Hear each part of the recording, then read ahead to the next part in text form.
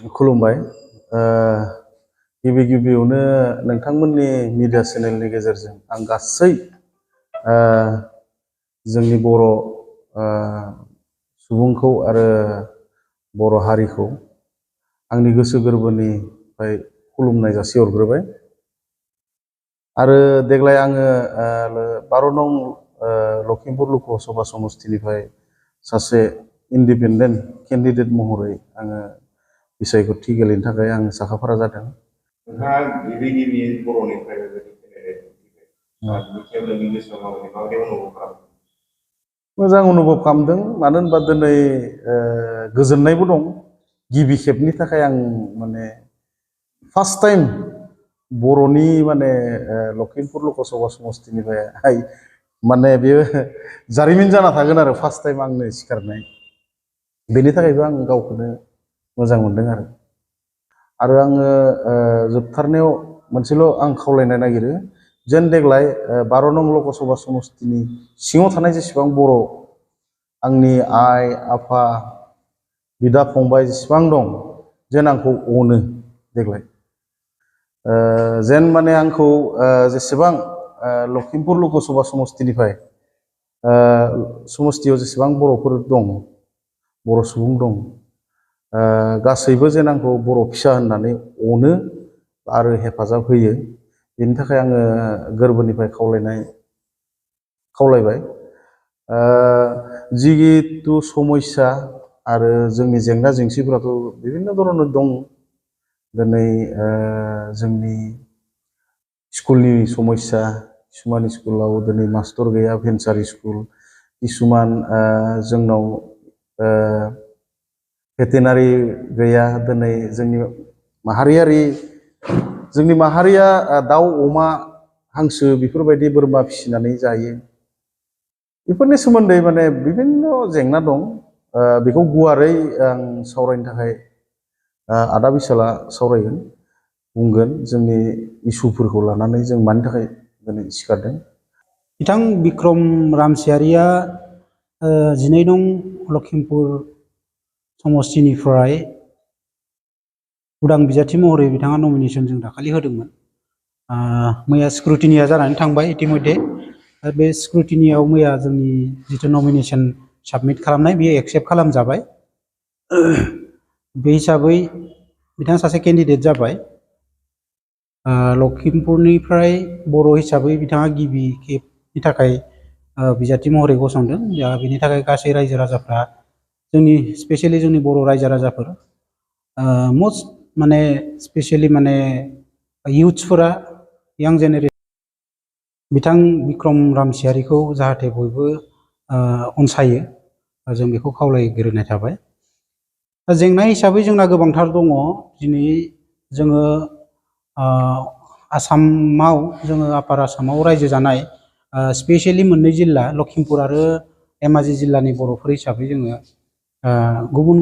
आसामनि गुबुन गुबुन जिल्लायाव रायजो जानाय बर'फोरखौ नायोब्ला जों गोबां बिथांमोननि रुजुनायाव, बिथांमोननि कम्पेरिजनजों जोङो माने गोबांथार जोङो गोग्लैसोनानै दं आरोखि।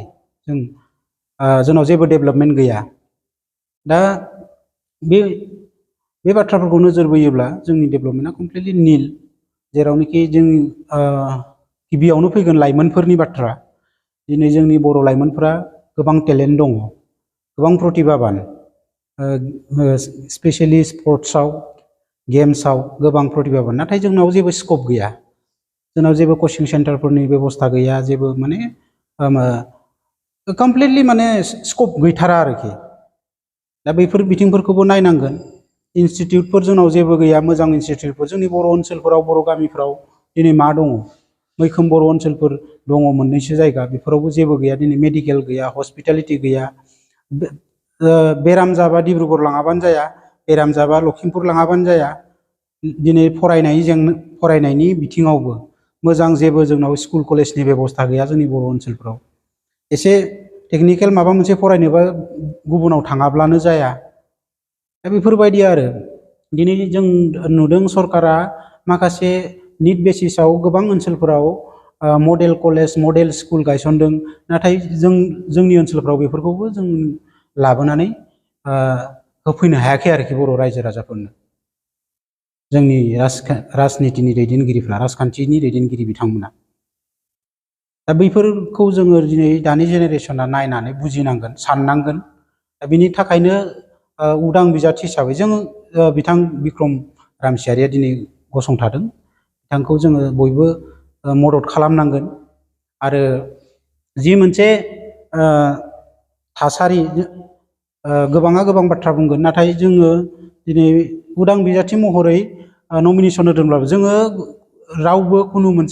रावबो राजखान्थि हान्जानि बेरेखा नङा जोङो जि मोनसे जोंहा संबिधानिक अधिकार दङ संबिधानिक अधिकारखौसो जों हायबस्त खालामदों दा बेखौ जोंनि रायजो राजाया बुजिनांगोन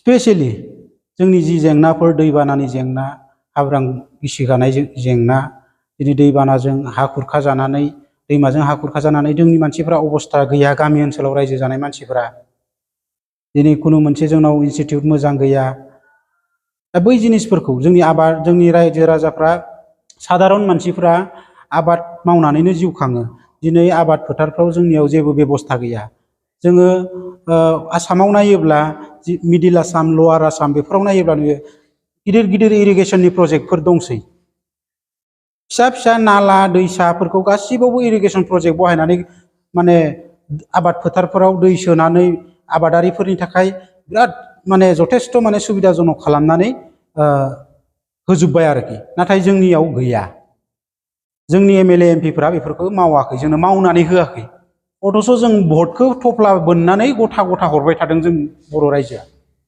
अब्ला जोङो बिनि थाखायनो जों साननांगोन बिकल्प साननांगोन दिनै यंग जेनेरेसनफ्रा ना जबलेस जाबाय जेबो सुबिदा गैया इन्डास्ट्रि जेबो गैया मायाव एंगेज जानानै थानो गेलेनाय सोरबा टेलेन्टेडबाबो बेहाबो जेबो स्कप गैया दा खुनु मोनसे सिस्टेमानो गैया जोंनियाव दा अब्ला दिनै जायनि जाउनाव दिनै लाइमोनफ्राबो माने जबलेस जाजोब्बाय आरो जबलेस जानायनि जाउनाव दिनै क्राइम रेटआ बारायदों लाइमोनफ्रा इजि मानिनि उन बारा खारदों गावखौ माबा मोनसे हंस्थापन खालामनो गावनि आथिङाव गसंनायनि खुनु मेन्टेलिटि मोनसे फैयाखै जोंनि इयुथ्सफोरनि गेजेरावहाय दा बैबो जिनिसफोरखौ बै साननाय हनायफोरखौ जोङो सोलायनांगोन जों आसा खालामो दानि जि यंग जेनेरेसन गोरों लाइमोनफोर बिथांमोना सानगोन बाथ्राखौ बुजिगोन समाजाव मोनसे मोजां मेसेज होगोन बेखौ जों आसा खालामो लोगोसेनो बिथां बिक्रम रामसियारिया जिहेतु सासे लाइमोन समाज सिबियारि सासे दैदेनगिरि बिथांखौ जाहाथे जोंनि बर' रायजो राजाफ्रा अन्तत माने बिथाङाबो सासे बर' बिमानिफ्राय गोरबोनिफ्राय जोनोम मोननाय बर' फिसा हिसाबै जाहाथे जोंनि बर' रायजो राजाया अनसायगोन अनगोन भटखौ बिथांनो होगोन बेखौ गासै लखिमपुर बाखि बर' रायजो राजाफोरनिसिम जोंनि गुरैयै खावलायनाय थाबाय दानि जिथुनि थाखानाय एमपिया जोंनि बर'नि थाखाय दासिमबो मेम्बार अफ पार्लामेन्टआव बर'नि समस्याफोरखौ खालामनो थाखाय बिनि सायाव मा बुंनो सानो बा नोंथांमोननिफ्राय बे फैबाय थानाय समाव जुदि देरहायोब्ला माबायदि खामानि मावो बर'नि थाखाय होननानैथ' खोथा नङा बर'नि थाखायल' बर'निखौथ' बाद दोनथ'बावदो खोथाखौ बबे मोनसे हारिनि थाखाय खामानि मावदों बिथाङा दिनै मिसिंफ्रा 6 सिडिउल डिमान्ड दङ मिसिं अट'नमास काउन्सिला 6 सिडिउल जानांगौनि थाखायबोथ' खामानि मावाखै बिथाङा दिनै बर'नि जोंहा बिटिसिनि बाहेराव बिटिआर एकर्डआव जोंना जि बिटिआर एकर्डजों फैफानाय जि बिकेडब्लिउएसि काउन्सिल दङ दिनै इन्टारिम अबस्था दं बेखौ बिनि थाखायबोथ' बिथाङा खामानि मावाखै बर' भटखौ नांगौबाथ' बिथाङा बिकेडब्लिउएसि आव बुरजा फैसा हरनांगौमोन बुरजा मानो फैसा हरा बा इलेक्सनबो मानो खालामनानै होआ इन्टारिमाव लाखिदों थिगानो दं इन्टारिमाव थानायखौबो जों बुंथ'ला नाथाय राङा बुरजा फैनांगौ ना रां बावजायाथ' बुरजा फैनांगौ दा बिनि थाखाय बिथाङा मानो खामानि मावाखै दिनै ना आहमनि थाखाय खामानि मावदों ना सनवालनि थाखाय खामानि मावदों ना देउरिनि थाखाय खामानि मावदों नोंथांमोनहा गावबा गावनि गथ'खौ काराटेनि सासे राफोद गेलेगिरि खालामनो गोसो दं नामा? हादरसायारि, हादरारि, हादर गेजेरारि थाखोसिम गेलेग्रा खालामनो गोसो दंब्ला नोंथाङा गोबाव दा खालामसै। सासे राफोद रोंखा-राखा काराटे गेलेगिरि खालामनो थाखाय नोंथाङा जानजि खाफ्रादो आरो मुं थिसनहैदो गलामगुरि काराटे एकाडेमियाव। रोखा खौरांनि थाखाय 8720903713 मबाइल नाम्बाराव कन्टेक्ट खालामनो हागोन। बेबायदिनो बड' हाउस काराटे एकाडेमिनि थाखाय 6900451157, बेंटल काराटे एकाडेमिनि थाखाय 9678041226, बेरहांगाव काराटे एकाडेमिनि थाखाय 6901341656 आरो धालिगाव काराटे एकाडेमियाव मुं थिसननायनि थाखाय 8720903713 मबाइल नाम्बाराव खौरां लानो हागोन। मख'जाथावदि बे सोलोंसालिनिफ्राय सिगांनिफ्रायनो हादरसायारि, हादरारि, हादर गेजेरारि थाखोनि बादायलायनायाव गोबां फरायसाफोरा बान्था मोननो हाबोदों। बे मुंख'नाय फोरोंसालियाव रोंग'थि गोनां फोरोंगिरिया फोरोंथाय होनानै नोंथांनि गथ'खौ सासे राफोद काराटे गेलेगिरि सोरजिनायाव मदद आरो जाफुंसार खालामगोन। अब्ला मानोथो गोबाव खालामनो? थाबैनो नोंथांमोनहाबो नोंथांनि गथ'खौ मुं थिसनहैदो।